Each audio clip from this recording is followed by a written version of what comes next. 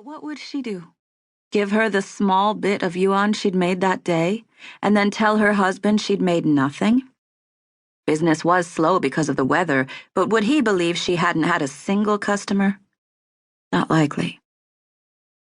The girl stopped calling out, and her tiny shoulders heaved in a silent sigh. She suddenly looked so tired and desperate, prompting a passing woman to pause and dig in her purse, then shake her head. Mary couldn't hear her words, but she knew what they probably were. Sorry, I don't have any change. She'd heard that herself at least 500,000 times. The woman moved on, and the girl began her chant again, her voice weaker, her expression from afar even more desperate. It wasn't the first time Mary had seen the girl. Perhaps it was the familiar look of hopelessness that had drawn her back for the second day in a row. Or possibly even that she felt as if she were looking at herself as she had been so many years ago before her Baba rescued her. Mary knew what it felt like to be passed from gang to gang. It was terrifying. And at that age, you either learned to swiftly swipe a wallet or purse, or you were pushed down to the lowest level of begging and posted on a street for 18 or more hours a day.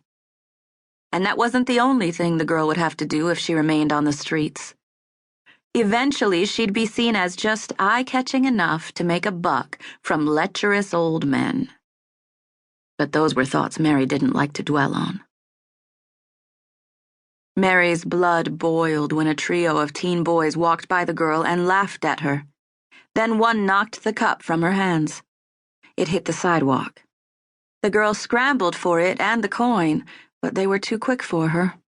She grabbed the cup, but the biggest boy snatched the rolling coin and held it high over her head, then pushed it into his pocket, before leaving her with only the sound of his sarcastic laugh lingering behind him. That was the teaser coin, and Mary knew if the girl didn't make it up, her boss would be furious. Psychology wasn't just for the upper class.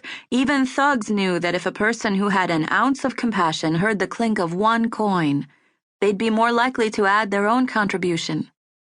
People didn't realize how important that teaser coin was. Stay away, Mary. Don't get involved, she tried to tell herself. Her life was already complicated enough. She couldn't add any more stress or she'd fold, simple as that.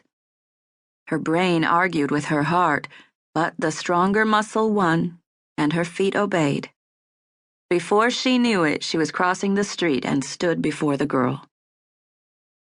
"Ni hao," she said softly. The deepest, and probably the saddest brown eyes she'd ever seen looked up and connected with hers, and Mary felt the earth move. This child was her years ago, down to the young eyes full of premature wisdom a girl should not yet have. The skinny snip of a girl also could have been any one of Mary's sisters, other girls taken in by her Baba and Mama. Girls who, like her, found themselves alone in the world and were taken advantage of by depraved thugs. The girl backed up, immediately suspicious, as she held her cup to her chest.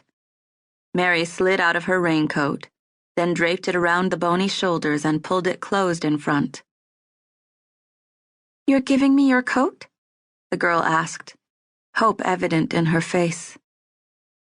"Dway," Mary answered. "And I'll replace the coin that bully took from you too."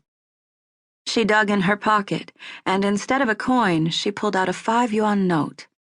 She tucked it into the cup, wishing it could be more. But she couldn't go home empty-handed. Even sedated, her husband would be angry if he thought she'd mishandled their take for the day.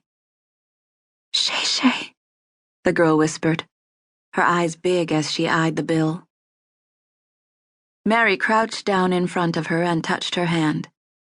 "So tell me, which gang do you belong to?" The girl froze, her eyes widening with fear at the mention of her boss. She'd never give them up. They'd scared her silent, probably with threats of physical harm or even death.